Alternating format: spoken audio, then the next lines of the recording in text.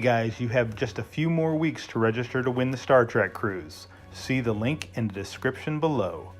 And good luck.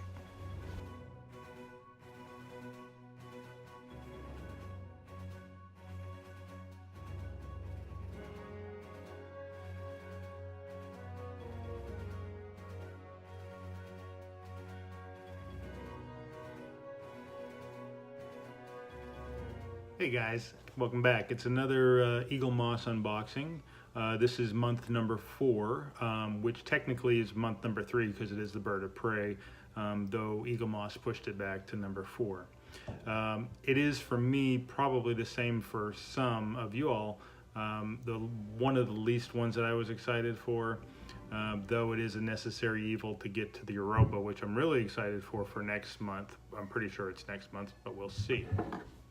So let's go ahead and unbox this puppy and see what it looks like. Maybe it'll change our minds on how we feel about the bird of prey. I don't know.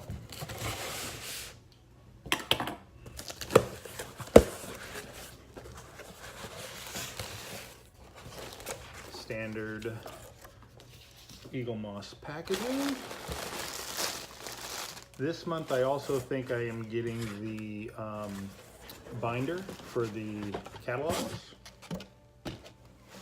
which, yes, it is in here. And let's go ahead and take a look at this. So here is the binder that was also included with this month's shipment.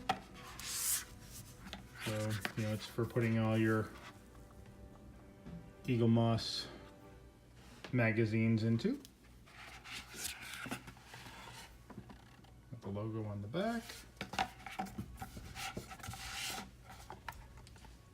And the ships on the front. So that'll be good.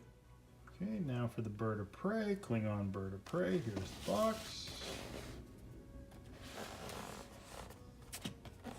Standard box.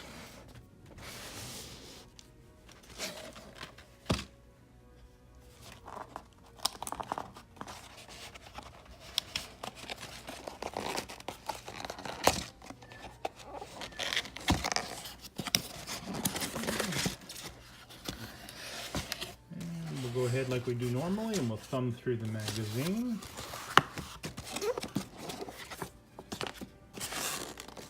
Okay, so it's saying it's a warship when it's launched and it's 188.7 meters. I don't know if I agree with that math, but okay.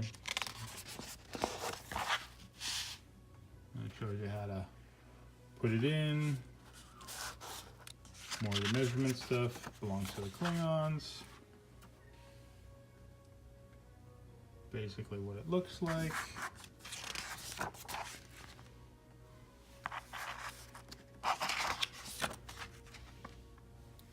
Now we're going into the designing of it.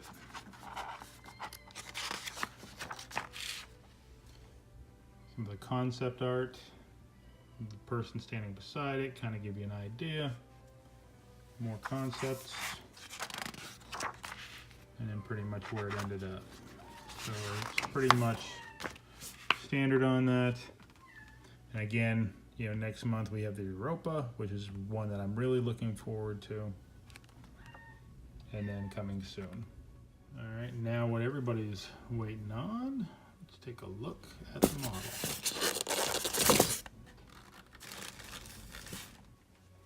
Standard, you know, everything is standard in there.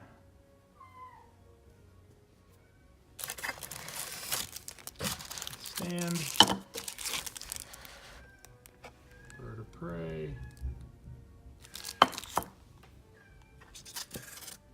and the model. Now it does feel kind of plastic.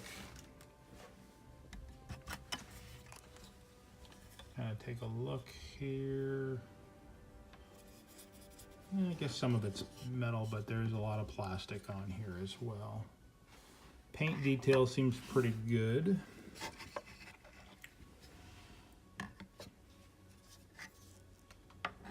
I don't know if this is one I'm going to be displaying just because it's not my bird of prey, you know.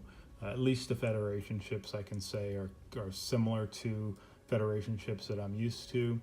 However, this is not the bird of prey that I grew up with, so I'm not 100% sure right now that I'm going to be displaying this one, but I did need to get it to complete the collection. What are your thoughts on that?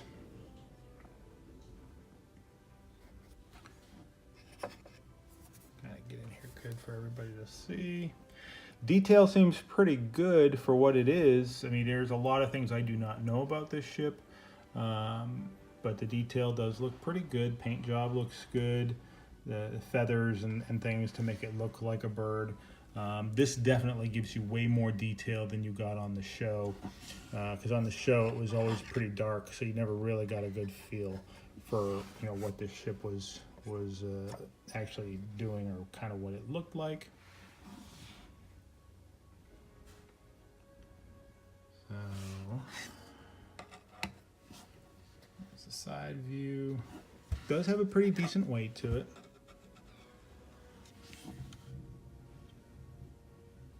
Okay, now here it is on the stand. So the stand does, kind of give it the nice view.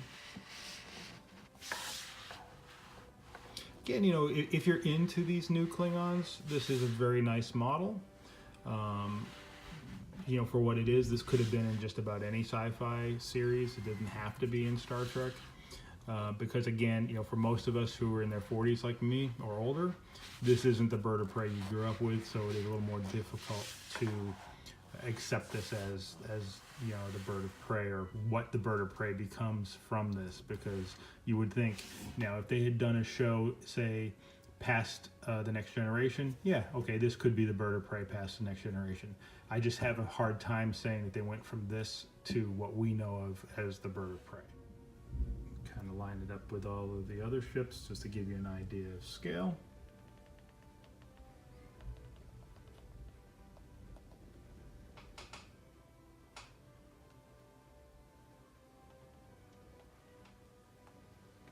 So if you have the other ships, then you kind of have an idea. Let's go ahead and get the measurements here.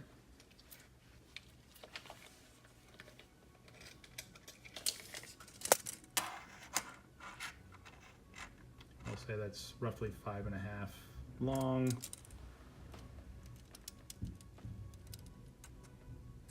about 3 inches tall, and about 5 inches wide. Again, I don't want to say that I don't like this ship.